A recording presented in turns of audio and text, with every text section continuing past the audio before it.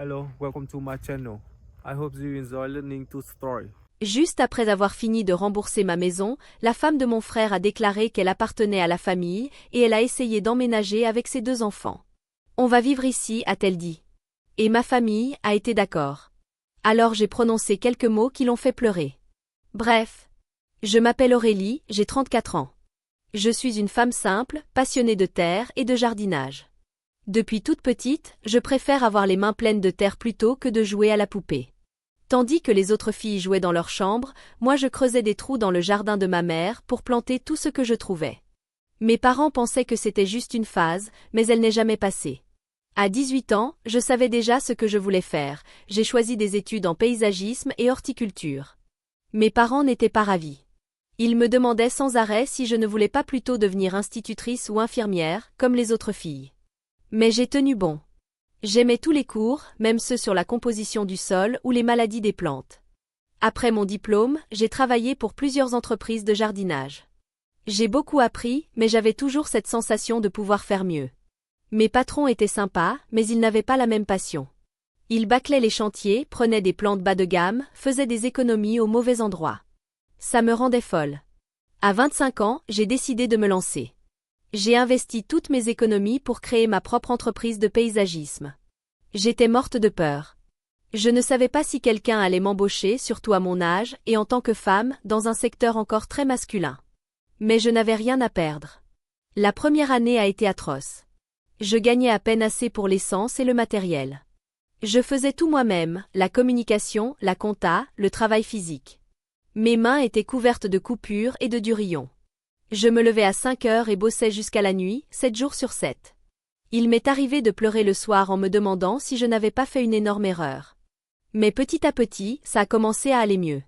Mes premiers clients étaient ravis et ont commencé à me recommander autour d'eux. Dans ce métier, le bouche à oreille, c'est tout. Je n'étais pas la moins chère, mais je faisais du bon travail et surtout j'écoutais les gens. Je ne faisais pas juste ce qui m'arrangeait. À 28 ans, mon activité marchait assez bien pour que je puisse embaucher une assistante à mi-temps. Je gagnais correctement ma vie et pour la première fois, je me sentais stable. C'est là que j'ai commencé à penser à acheter une maison. Je louais un petit studio depuis la fac et j'en avais marre. Je voulais mon propre espace, mon propre jardin, pour expérimenter mes idées. J'ai cherché pendant des mois, mais tout ce qui valait le coup était hors budget. L'immobilier était hors de prix et j'étais seule avec une petite entreprise. Et puis je l'ai trouvée. Une petite maison en bordure de ville, avec un bon jardin. La maison avait besoin de travaux, mais la structure était solide et le terrain avait du potentiel. Les anciens proprios avaient tout laissé à l'abandon. Des mauvaises herbes partout, des arbustes morts, une pelouse qui ressemblait à un champ de poussière. Mais moi, je voyais ce que ça pouvait devenir. Le prêt allait être serré, mais si je continuais à développer mon activité, ça pouvait passer. J'ai fait une offre, attendu 3 jours, et quand j'ai eu la réponse positive, j'ai sauté de joie comme une gamine. Le jour du déménagement a été un des plus beaux de ma vie. Ce n'était qu'une petite maison de chambre, une salle de bain, une cuisine qui n'avait pas changé depuis les années 80. Mais c'était la mienne. Enfin, à moi et à la banque, mais quand même. J'ai aussitôt commencé à m'occuper du jardin. Chaque minute libre, je la passais dehors, à arracher les mauvaises herbes, planter, tracer des allées, créer des coins détente. C'était devenu mon obsession. Je bossais toute la journée pour mes clients, puis je rentrais et travaillais dans mon jardin jusqu'à la nuit noire. En 2 ans, j'ai transformé ce terrain sec en un vrai coin de paradis. J'y ai créé plusieurs zones, un potager, un jardin fleuri avec des floraisons échelonnées, une petite zone d'herbes aromatiques près de la cuisine, même un bassin avec des poissons. Un jour, en feuilletant un magazine de jardinage, je suis tombée sur un concours de design paysager pour petits espaces. Sur un coup de tête, j'ai pris quelques photos et je les ai envoyées. Je ne pensais pas gagner. Je me disais que ce genre de concours, c'était pour les pros avec des gros budgets et du matos haut de gamme. 3 mois plus tard, j'ai reçu un appel qui m'a fait hurler de joie. J'avais gagné la première place dans la catégorie Petit Jardin. Ils voulaient publier des photos de mon jardin et m'interviewer sur mon travail. J'en revenais pas. Mon petit jardin allait apparaître dans un vrai magazine, lu partout en France. Mais malgré ce succès, je n'ai jamais oublié mon objectif, rembourser ce crédit au plus vite. Chaque euro en trop allait directement dans le capital. Pas de vacances, pas de shopping inutile. Je conduisais toujours mon vieux camion pourri de la fac. Mes amis me prenaient pour une folle de vivre aussi modestement alors que mon entreprise marchait bien. Mais j'avais un plan. Je bossais 60 heures par semaine, j'acceptais tous les chantiers possibles et j'économisais le moindre centime pour rembourser mon crédit. Ce n'était pas facile. Parfois, j'avais l'impression de passer à côté de la vie. Je voyais mes amis partir en vacances, s'acheter de belles choses, pendant que je mangeais des nouilles instantanées et raccommodais mes vêtements de travail. Mais chaque fois que j'avais un coup de mou, je faisais un tour dans mon jardin. Et je me rappelais pourquoi je faisais tout ça, c'était mon rêve, mon avenir, ma sécurité. Aujourd'hui, à 34 ans, j'y suis enfin. La maison est entièrement à moi. Plus un centime à la banque. C'est une sensation indescriptible. Je voulais fêter ça avec ma famille. Mon grand frère, Marc, a 37 ans. Il est marié à Sandrine depuis 10 ans. Ils ont 2 enfants, Julien, 11 ans, et Tom, 7 ans. Ils vivent dans un petit appartement en location, toujours à galérer financièrement. Depuis 3 ans, c'est moi qui paye leur loyer. Et quand j'ai un jour de repos, j'accueille souvent Julien et Tom chez moi. Ils adorent jouer dans mon jardin, même s'ils causent plus de bazar qu'ils n'aident. À chaque fois que Sandrine les dépose, elle ne peut pas s'empêcher de faire des remarques. Ça doit être agréable d'avoir autant d'espace, disait-elle en scrutant mon salon. Les garçons auraient bien besoin d'un jardin comme ça. Je répondais par un sourire et je changeais de sujet, mais ces mots me restaient en tête. Une semaine après mon dernier paiement, j'ai acheté un gâteau au chocolat de luxe et une bonne bouteille de vin. Le samedi soir, c'était parfait, mes parents recevaient comme d'habitude Marc, Sandrine et les enfants. Je pourrais annoncer la nouvelle à tout le monde d'un coup. Quand je suis arrivée chez mes parents, Julien et Tom jouaient déjà à la console. J'ai posé le gâteau et le vin sur la table, tout excité. « C'est pourquoi tout ça ?» a demandé ma mère. « J'ai une surprise pour tout le monde, ai-je dit fièrement. »« Tout le monde mange d'abord » a-t-elle répondu d'un geste de la main. Pendant le repas, Sandrine ne cessait de se plaindre de leur propriétaire qui augmentait encore le loyer et de leur appartement trop petit. Mes parents hochaient la tête avec compassion. Enfin, j'ai réussi à capter l'attention. J'ai fini de rembourser ma maison.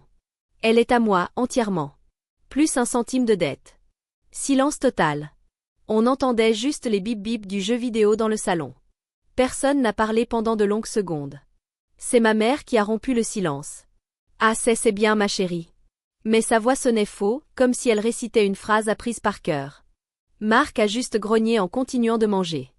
Et Sandrine, son visage est passé par 10 expressions en 5 secondes, la surprise, la colère, un sourire forcé, puis à nouveau la colère. « Eh bien, bravo » a-t-elle fini par dire. « Mais franchement, c'est pas très juste. T'as pas de mari ni d'enfant. T'as eu la chance d'avoir ta propre maison alors que nous, on est encore en location avec 2 enfants. » J'ai essayé de rester calme. En réalité, ce n'est pas une question de chance. J'ai travaillé dur pour créer mon entreprise, acheter cette maison et la rembourser. J'ai tout sacrifié pendant 9 ans. Sandrine a soudain jeté sa fourchette sur la table. T'es de la famille, Aurélie. Ça veut dire que ta maison est une maison familiale. Marc et moi, on a le droit d'y vivre. J'étais sidérée par cette logique tordue et cette arrogance. Non. C'est ma propriété personnelle. Vous n'avez aucun droit dessus. Mais elle n'en démordait pas. Elle s'est mise à sangloter bruyamment et s'est tournée vers Marc. Ta sœur est égoïste. Il faut penser à nos enfants. Julien et Tom ont besoin d'un jardin, pas d'un appartement minuscule. Marc a hoché la tête. Elle n'a pas tort, Aurélie.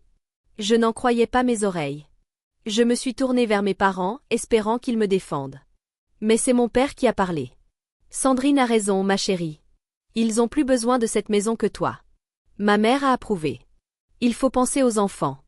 J'ai éclaté de rire, nerveusement. Et moi ? Vous pensez que je vais vivre où exactement ? Eh bien, chez toi bien sûr, a dit Sandrine comme si c'était évident. Toi, tu peux te louer un petit appart. Marc a enchaîné. Tu gagnes bien ta vie, Aurélie.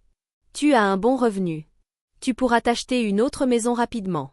Et là, les 3, Marc, Sandrine, mes parents, ont commencé à parler entre eux comme si je n'existais plus. Ils imaginaient déjà la vie de Marc dans ma maison. Ils discutaient de quelle chambre serait celle de Julien, de la cuisine dont Sandrine rêvait enfin, du jardin parfait pour les enfants. Le salon est bien plus grand que chez nous, a dit Sandrine ravie. Et le jardin qu'Aurélie a fait, les enfants vont adorer, a ajouté ma mère. Je les écoutais planifier tranquillement le pillage de ma vie, ma maison, tout ce pourquoi j'avais tant travaillé. Ils étaient là, à se répartir les pièces comme si j'étais morte, comme s'ils lisaient mon testament. Je n'ai pas supporté une seconde de plus. J'ai frappé la table si fort que les assiettes ont sauté. Je ne donnerai ma maison à personne. Je me suis levé d'un coup, ma chaise a raclé le sol. C'est ma propriété, mon travail, mes sacrifices. Ça ne vous concerne en rien. Tout le monde me fixait comme si j'étais folle. Comme si c'était moi l'égoïste pour refuser de leur céder ma maison. J'ai attrapé mon sac et la bouteille de vin que j'avais apportée. Je n'arrive pas à croire ce que vous êtes en train de faire. Aurélie, assieds-toi, m'a dit mon père d'un ton sec. On essaie juste de faire ce qui est le mieux pour la famille. Le mieux pour la famille? Ai-je répété. Et ce qui est mieux pour moi alors? Tout ce que j'ai sacrifié pendant des années, ça compte pour du beurre? Sandrine pleurait toujours. Pense à Julien et Tom, ce sont tes neveux. J'y ai pensé, ai-je répliqué. Pendant 3 ans, pendant que je payais votre loyer. J'ai tourné les talons vers la porte. Derrière moi, ils continuaient à discuter comme si de rien n'était. Elle va changer d'avis, a dit ma mère. Elle a juste besoin de temps. Cette maison serait parfaite pour nous, a ajouté Sandrine, ses larmes envolées comme par magie. Je suis sortie et j'ai claqué la porte. Dans ma voiture, mes mains tremblaient de rage et d'incrédulité. Ma propre famille venait de tenter de me voler ma maison. Ce qui devait être le plus beau jour de ma vie s'était transformé en cauchemar. Le trajet du retour s'est fait dans le brouillard. Je rejouais la scène encore et encore. Comment mes parents avaient-ils pu croire que c'était normal que je leur donne tout? Comment Marc avait-il pu rester là, à hocher la tête, pendant que sa femme exigeait ma propriété? À peine arrivé chez moi, mon téléphone s'est mis à vibrer sans arrêt. Appel sur appel. Je n'ai répondu à aucun. Puis les messages ont commencé à pleuvoir.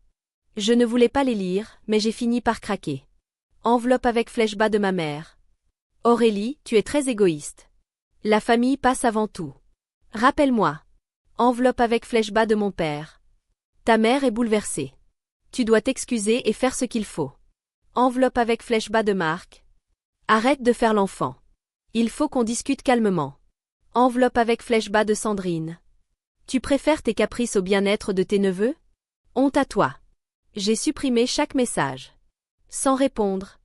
Je croyais qu'au bout de quelques jours, ils comprendraient la folie de leur comportement et s'excuseraient. Mais non. Pendant 2 semaines, les appels et messages ont continué. Chaque nouveau mot me rendait plus furieuse que le précédent. Le plus ironique, c'est que pour la première fois depuis des années, j'ai passé un week-end tranquille. Sandrine n'a pas amené Julien et Tom, comme elle le faisait d'habitude. Et franchement, ça m'a soulagée. Je pouvais profiter de ma maison sans qu'on me salisse le sol ou qu'on casse quelque chose. Mais ce calme n'a pas duré. Le mardi après-midi, j'étais dans mon bureau à revoir des devis quand ma secrétaire a frappé. Aurélie, ta mère est ici. Mon cœur s'est serré. Je savais qu'elle ne lâcherait pas aussi facilement. Fais-la entrer. Ma mère est arrivée avec son sourire le plus mielleux. Celui qu'elle réservait quand elle voulait quelque chose. Elle s'est assise, les mains croisées sur les genoux. Je voulais parler avec toi, à propos de la maison. Je crois que tu as été un peu précipitée dans ta décision. Précipitée? Maman, c'est ma maison. Je l'ai achetée, je l'ai payée, j'y vis. Il n'y a aucune décision à prendre. Mais pense à Marc et Sandrine. Ils en ont vraiment besoin. Tu as tellement réussi, regarde autour de toi. Tu pourrais très bien en acheter une autre. Je l'ai regardé, abasourdi. Tu as la moindre idée de tout ce que j'ai sacrifié? Je n'ai pas pris de vacances pendant 9 ans. J'ai conduit le même vieux camion, porté les mêmes fringues, mangé des nouilles tous les soirs, pour mettre chaque sou dans cette maison. Je sais, ma chérie. Mais tu es mieux lotie que Marc et Sandrine. Ils ont des enfants, eux. Et moi? J'ai le droit d'aimer ma maison, mon jardin, non? Le visage de ma mère s'est figé, comme quand j'étais gamine et que je lui tenais tête. Aurélie, tu es égoïste. La famille doit s'entraider. Tu devrais être généreuse, vu tout ce que tu as accompli. Ce mot, égoïste, il l'utilisait comme une arme. Comme si vouloir garder ce que j'avais construit de mes propres mains faisait de moi une mauvaise personne. Maman, je veux que tu partes. Je me suis levée et j'ai ouvert la porte de mon bureau. Tu devrais avoir honte de faire du favoritisme entre tes enfants. Elle a pris son sac et s'est levée, rouge de colère. Tu fais une grosse erreur, jeune fille. La famille n'oubliera pas. Parfait. Comme ça, tu me laisseras tranquille. Ma mère a quitté le bureau furieuse, ses talons claquant dans le couloir. Une semaine plus tard, j'ai commencé à recevoir des appels, de membres de la famille que je ne voyais jamais. Ma tante Carole, qui vit à l'autre bout du pays. Mon cousin Michael, que je n'avais pas vu depuis 5 ans. Même oncle Henri, qu'on ne voyait qu'au mariage et aux enterrements. Aurélie, ma chérie, ta mère m'a appelée, a dit ma tante Carole. Elle est très inquiète pour toi. Elle t'a dit qu'elle voulait que je leur donne ma maison? Silence. Elle a dit qu'ils avaient besoin d'espace pour les enfants. Tu donnerais ta maison à quelqu'un d'autre, toi? Encore une pause. Ce n'est pas la même chose. Ah bon? Et pourquoi donc? Aucune réponse. Aucun d'eux n'a su répondre. Michael m'a carrément raccroché au nez. Henri, lui, a marmonné un truc et a coupé la conversation. C'était clair, ma mère avait contacté toute la famille pour monter une histoire dans laquelle j'étais la méchante, cruelle et égoïste. Elle essayait de me faire passer pour le monstre. 2 semaines ont passé. Les appels ont cessé. J'ai cru qu'ils avaient enfin abandonné. Je commençais à retrouver un semblant de paix, à me concentrer sur mon travail, à profiter de ma maison. Et puis est arrivé le samedi matin. Je me suis réveillée au son de voix fortes et de moteurs juste sous ma fenêtre. Au début, je me suis dit qu'un voisin déménageait. Mais les voix se rapprochaient. Je me suis levée en vitesse et enfilé un peignoir et suis sortie pour voir. Et là, j'ai eu le sang glacé. Un camion de déménagement était garé dans Mon Allée. 2 gars en bleu de travail déchargeaient des meubles et des cartons. Et au milieu du jardin, comme si elle était chez elle, Sandrine donnait des ordres. Le canapé va dans le salon, évidemment. Et faites attention avec ces cartons, ce sont les jouets des enfants. Marc était là aussi, bras croisés, avec Julien et Tom à côté de lui. Les enfants avaient l'air perdus et inquiets. Mais Marc, lui, semblait trouver la scène parfaitement normale. Je me suis avancée vers Sandrine, le cœur battant à tout rompre. C'est quoi ce cirque? Elle s'est tournée vers moi avec un sourire hypocrite. Oh Aurélie, on s'installe. J'espère que ça te dérange pas qu'on ait commencé un peu plus tôt. Vous emménagez? Mais vous êtes complètement cinglé? Marc est intervenu, l'air calme, comme s'il gérait un simple malentendu. Ne fais pas d'histoire, Aurélie. On en a parlé. Laisse-nous poser nos affaires, on réglera les détails après. Non, on n'a jamais parlé de ça.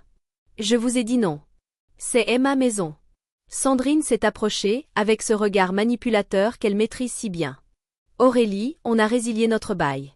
On n'a plus nulle part où aller. Puis elle a appelé les enfants. Julien, Tom, venez par ici. Les garçons sont venus, mal à l'aise. Tu ne vas quand même pas mettre tes propres neveux à la rue si? Elle a dit ça d'une voix forte, théâtrale, comme si elle jouait une scène. Je les ai regardés tous les 3. Et j'ai compris. Elle pensait m'avoir piégée. Mais elle avait fait une erreur. Elle m'avait sous-estimée.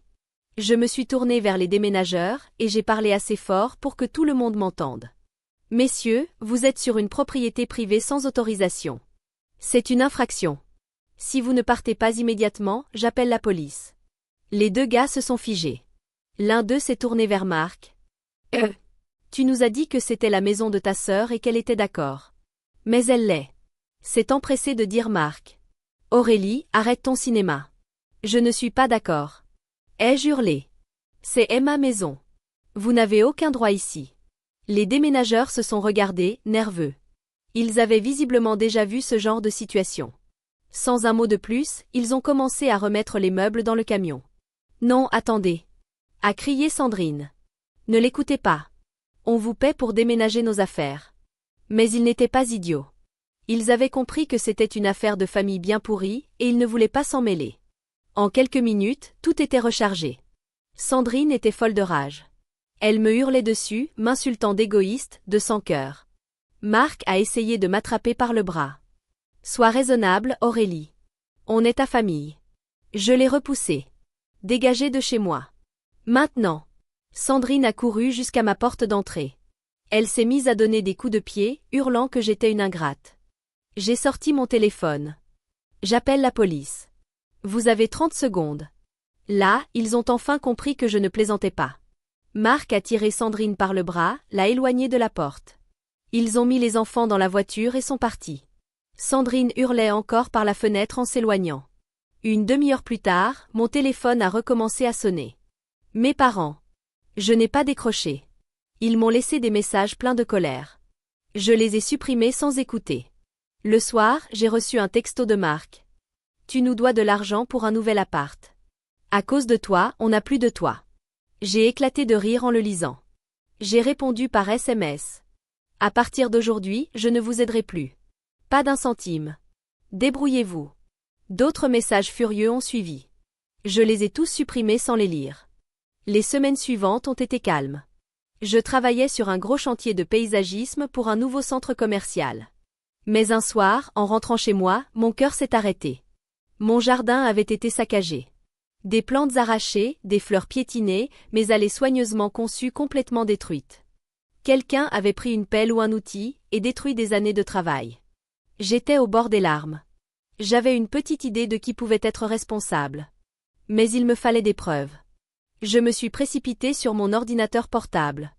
Il y a quelques années, j'avais installé des caméras de sécurité autour de la maison après une série de cambriolages dans le quartier. Ma famille ne le savait pas.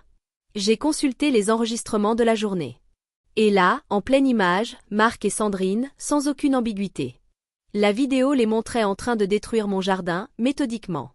Sandrine riait en arrachant mes rosiers primés. J'ai transféré la vidéo sur mon téléphone et je suis allée directement chez mes parents. Sans prévenir. Je suis entrée. Toute la famille était là, mes parents, Marc, Sandrine et les enfants.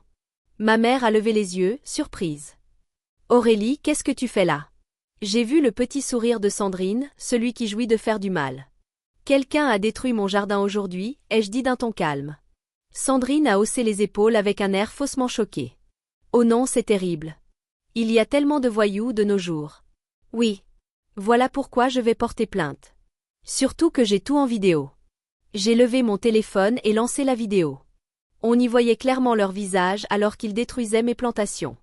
Le visage de mes parents est devenu livide. Marc et Sandrine ont blêmi. « Je vais vous poursuivre tous les deux, ai-je annoncé. Et je vais poster cette vidéo sur les réseaux pour que tout le monde voie qui vous êtes vraiment. Aurélie, s'il te plaît. » A supplié ma mère. « Ne fais pas ça à la famille. » Ne fais pas quoi? Ne pas chercher justice? Ne pas dire la vérité? Marc a enfin ouvert la bouche. « On peut s'arranger. Pas besoin d'impliquer la police. Vous avez une semaine pour me verser 3 000 € de dédommagement. Sinon, je porte plainte et je publie la vidéo partout. Tout le monde saura ce que vous avez fait. 3 000 €? C'est étranglé Sandrine. On n'a pas cet argent.